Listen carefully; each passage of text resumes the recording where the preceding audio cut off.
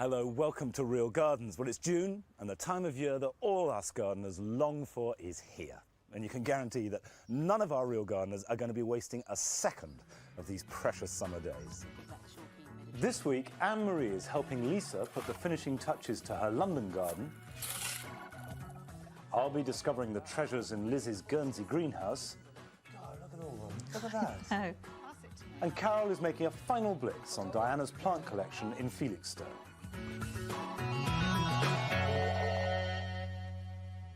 This way, look like this, Sophia. Lisa Jacobson began working on her back garden when she and her husband bought the house 18 months ago. Anne-Marie Powell has already helped Lisa open up the back of the garden and bring flower power to her tatty old shed. On her last visit, the pair of them tackled her once narrow flower border. Since then, Lisa's done a lot with the help of her brother David, including widening the brick path and resurfacing the ground around the play shed. We laid the bark chips because it is child-friendly and cheap and easy to put down. I went round to a friend of mine's house and her children have got a play area and she had the wood chips down. The only mistake she made, she didn't put the membrane down, so she advised me strongly to, make sure that's down because the weeds are just causing them too much hassle. The chips may be down, but since this is Anne-Marie's last visit to Lisa, the two of them have got a lot of work to do if they want to complete the colourful, low-maintenance garden that Lisa dreams of. Wow! Yeah.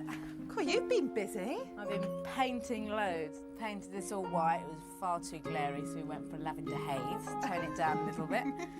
And we got a carpenter in as well to build that up because that was getting really messy. But it looks much better, doesn't it? Definitely. Yeah, and this is growing, isn't it? Yeah, it looks fantastic. Every time I look at it, I'm like, wow. You've got a bit of weed coming through, though, haven't you? So Yeah, which is a problem because I haven't got time for weeding. So I bought some white stones. Oh, that'll be good.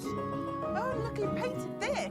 Finishing touches, and it makes all the difference. Change the plants as well. Put some strawberries in there. That's going to be great. Yeah, that looks really Sophia's good. gonna Just love to hang that. down as well. This is a frame for the trellis. We've broken down the old fences that were up, split them up, and I'm going to use these to create some sort that's up to you, Anne-Marie. artisticness coming on, oh dear. I don't know, I might have to get a thinking hat on. What's this? My neck scarf. Oh, lovely.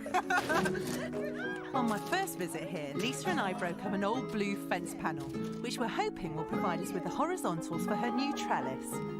So how do you want to organise these bits?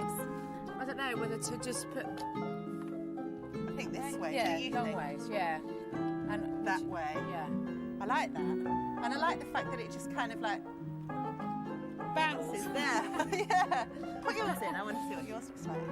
We So it have goes that the coming whole like length, that. yeah. It's going to look like a ranch at the end of the garden. This rough organic style is right up my street. And the trellis will give Lisa the sense of security she's been longing for at the end of the garden. People are going to love this or hate it. Well, I think it's good. We've managed to recycle some wood, which is always a good thing. Yeah, definitely. What are you going to grow up here, though? I've got a passion flower in the front. It hasn't been doing very well. It's in a pot and it's evergreen and it's got fantastic flowers and there's fruit. And it can just sweep Yeah, over yeah, this that'd be lovely. cowboy trellis Yeah. you've got. More ways than one. Let's get it. Lisa's pot-bound passion flower has been languishing on the shady side of the house for 2 years. Now it'll get the sunshine it needs to encourage it to flower. It's nice and light. It's because you don't water it. It's Digging got and compost. flip-flop. We're not going to add much fertiliser because plants in very rich soils often grow too many leaves and not a lot of flowers.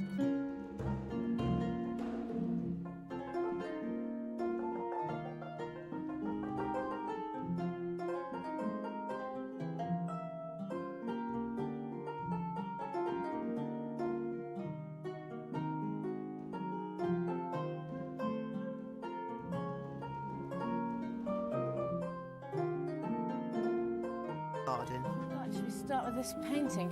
Why have you decided to paint this white? Because it's really bright in here. It's sort of a Mediterranean kind of vibe and extends from the house, basically. And then it's a nice background for climbers. There's still masses to do, but luckily Big Sister Suzanne turns up in time to take over the painting. This leaves us free to weed the new border ready for mulching with the 2 different coloured gravels that Lisa's chosen. I really like the limestone because it's got that chalky effect, but I like the white because it ties in with the fence. So mixing them together with a little dullet will give that chalky Mediterranean feel. What do you think? Be a good mulch. Yeah? Yeah.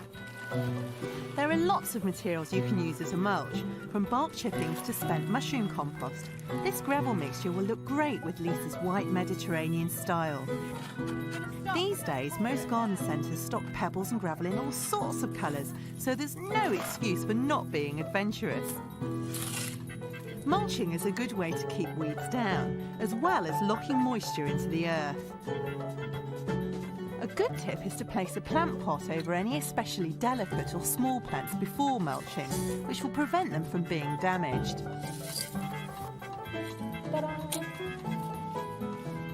Now it's time for those all-important finishing touches.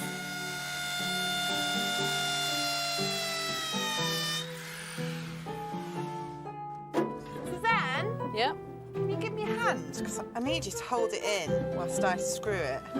You could plant these, couldn't you? I could try. These aluminium planters will make funky window boxes below the kitchen window. They always end up doing my sister's dirty work. Lisa's chosen a selection of herbs to grow in them. Meanwhile, Lisa's brother David has joined us to tidy up the edges of the membrane where the bark chips meet the path. You used to have this house though, didn't you? You used to live here. Yeah, it was a few years ago, before Lisa actually, so I started on the garden hole, made that from scratch. It's quite hard work. I was down on your knees all day. That's the way we like it, so carry on. For some extra sparkle in the garden, we're laying out some fairy lights. These are low voltage and suitable for exterior use, but can't be left out permanently. Pretty though, aren't they? How beautiful are these? Absolutely stunning. They're really going to lift this border up. With a lot of hard work and with more imagination than money, everything's finally come together. The dreary old concrete has become a pleasant patio, and we've given the garden a style that's fresh, modern, and most importantly of all for Lisa, low maintenance. And when I say we... Well, you really worked us all today, actually, I'm haven't you? exhausted, but it's really worth it. Yeah. And I have to say a massive thanks to these two. And Suzanne's been babysitting and helping me in the garden. That's what sisters are for. David's been here for about 4 days helping me out. I don't think he's going to be coming back No, there. that's it. Yeah. So you're going to stick at it then? I'll potter around. I can do the nice things now, like just buy one plant here and there and not get stressed by it. So I'm quite looking forward to all of that. After us lot have done all the gravel. Yeah, exactly. It's like, phew. Well, cheers, Yeah, Lisa. absolutely. Yeah. Thank you, Tina. Thank you, Anne-Marie. Well done. Thank you. Thank you. Lovely.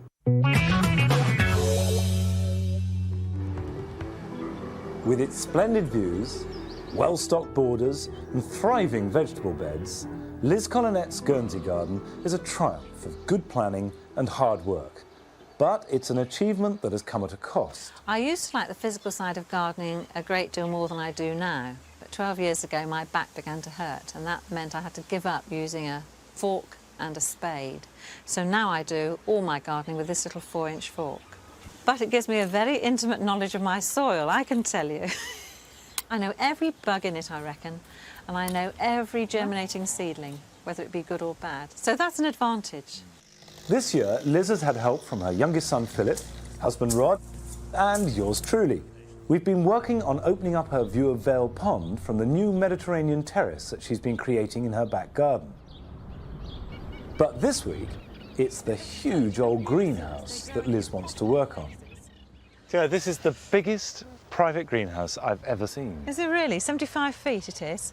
It's huge. It's a miracle, really. Hand-built round the big curve in the wall. Was it here when you came? No, it was completely derelict. Brambles over the top, glass fallen in, collapsing wood, so we had to clear the lot and start again. Well, well, well. So what are we going to do to it today? Well, what I want to do is shade it, because it gets very hot. I want to protect the crops inside, so I'm going to mix up a lime wash and chuck it up on the greenhouse. Why chuck it up? Why not brush it?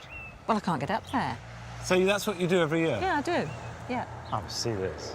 Come on, then. Do you always use lime? I do, yep.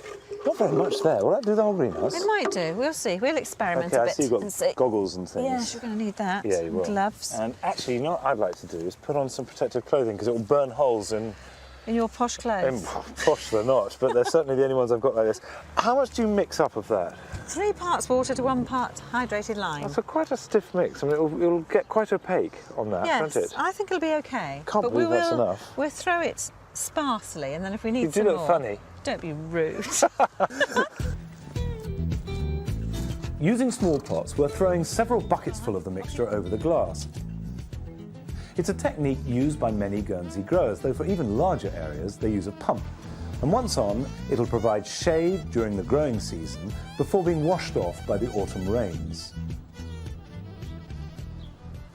The door. I think I get now what you're trying to do, which Yeah. is not to coat it evenly, is it? Oh no, just dappled shade, really. Right.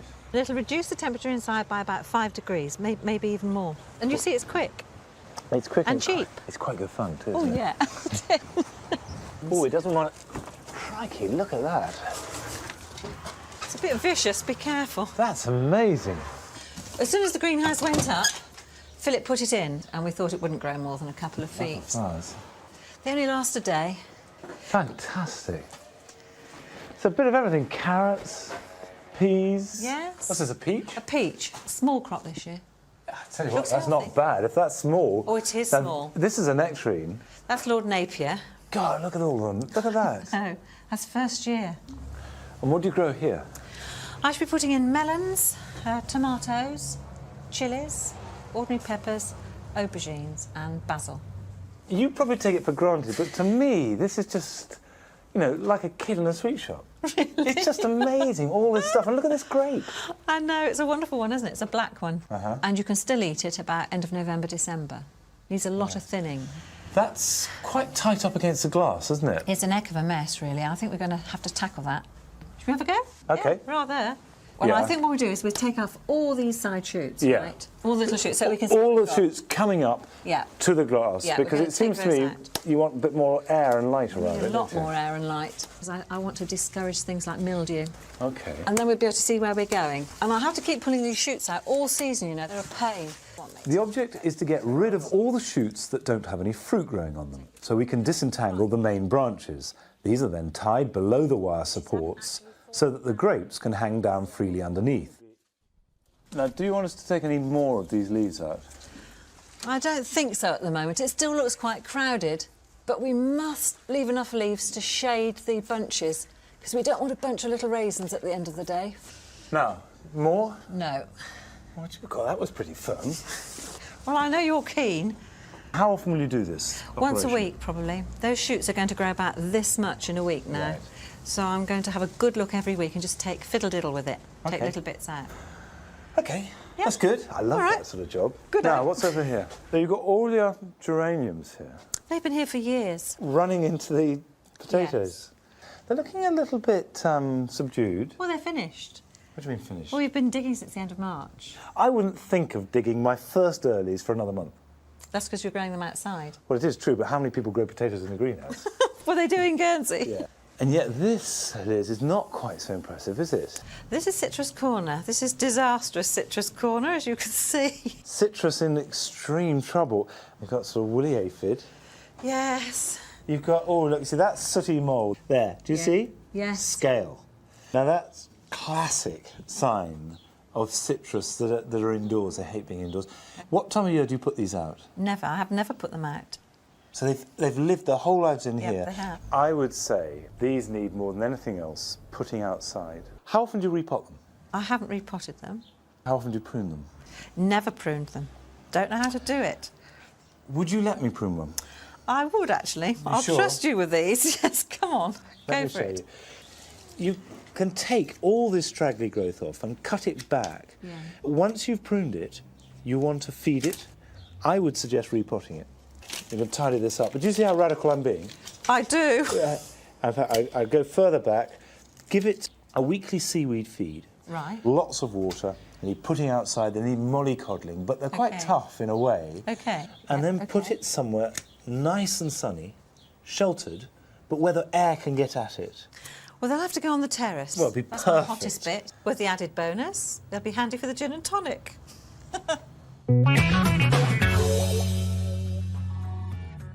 After the break, Carol is launching an attack on Diana Harold's plant collection. But will she finally get all those plants into the ground?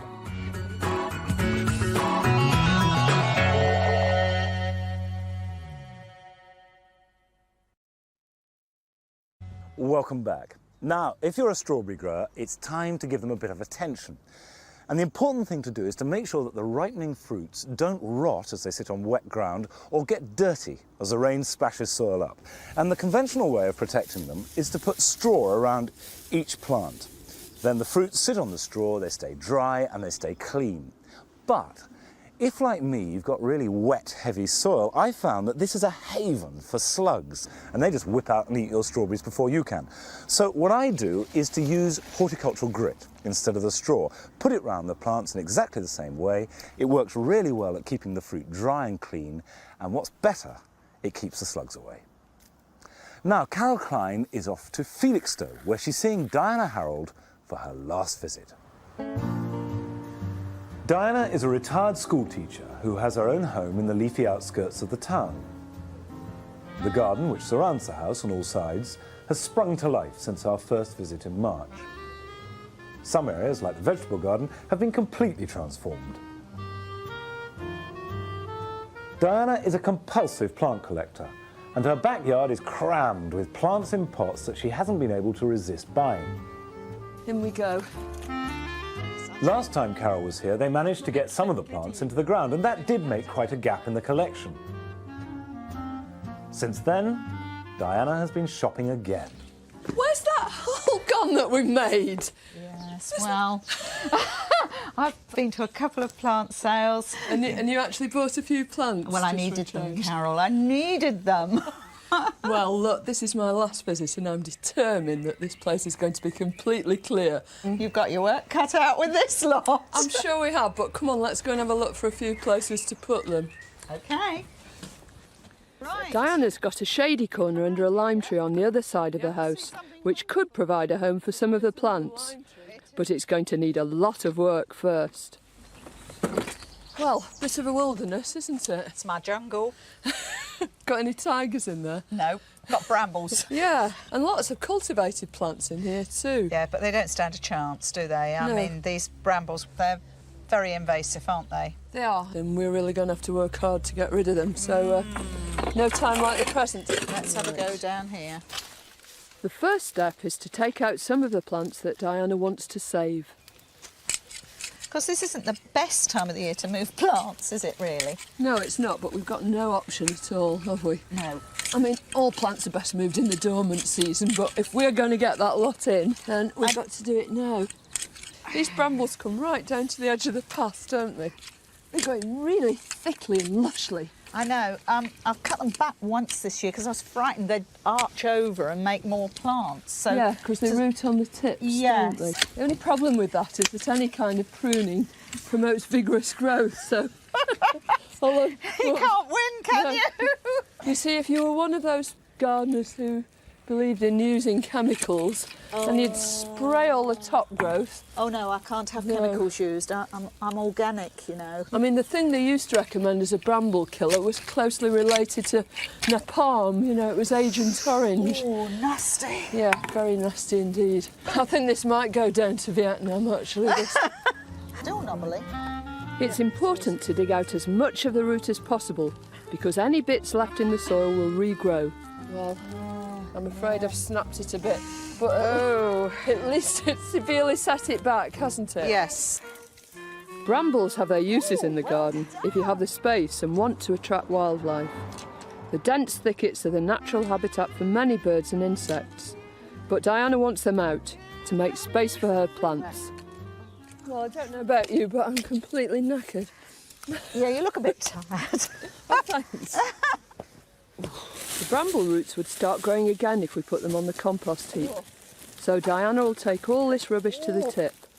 But for now, it's back to the collection for some suitable plants. So we want anything that's going to grow in dappley shade. Right. There's plenty to go at, isn't there? This begonia, the golden elder or sambucus, and the lily of the valley, along with a barrow load of other plants, will all do well in the poor soil and dry conditions under Diana's tree. Right. I'm going to start with the big ones, like this sambuca. This would be really lovely back there because it absolutely loves the shade. And those golden leaf forms really need shade too, or they'll scorch. The shade-loving golden ivy will grow well up the fence. Do you want the clematis with it? Yes. Clematis, you don't have to have growing up things. You can have them going through your borders, can't you? Rambling forward, yes. Yes. So perhaps this can do both as well. I'm very surprised you put this aspidistra in here. Yeah. It was indoors until a few days ago, and I put it out to get some air, and it doesn't look very happy, does it? Well, it loves fresh air, but it doesn't like sunbathing. It's been scorched, and that shows you that it actually likes shade, and it's completely hardy. In the shade, I think. After a few months in its new home, the aspidistra will have lots of glossy green leaves. While I go on laying out the plants, Diana keeps her eye on the bigger picture. About here? Not too near that peony, look. Could you turn it, please? Yeah. Lovely. Before we plant, do we need to put some manure on? No, definitely not. Woodland plants, which most of these are, just don't live in rich soil. And if you start adding anything, too fierce to it, then you're just going to burn them and make life very difficult. So we don't have to do any of that. We can just concentrate on planting. Super.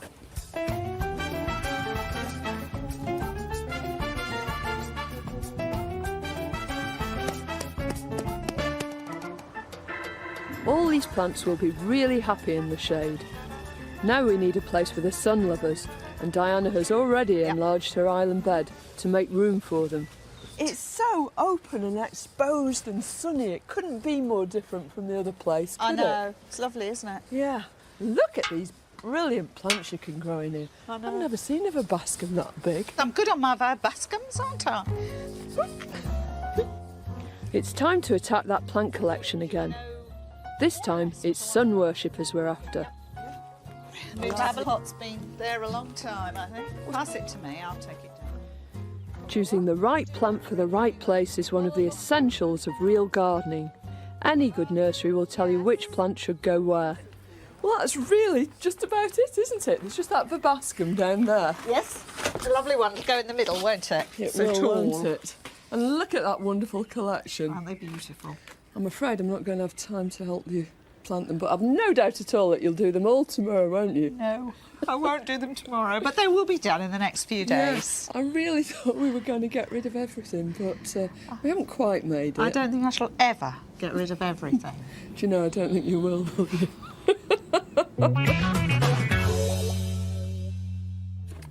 You take that. Well, that's it for this week. Next week, come on. Anne-Marie is going to be meeting a new real gardener in London, and Carol is going down to Devon to see Adrian and Debbie. And I, of course, will be back here with Liz. Take that. Not again. Yes, again. I'll see you then. Bye-bye.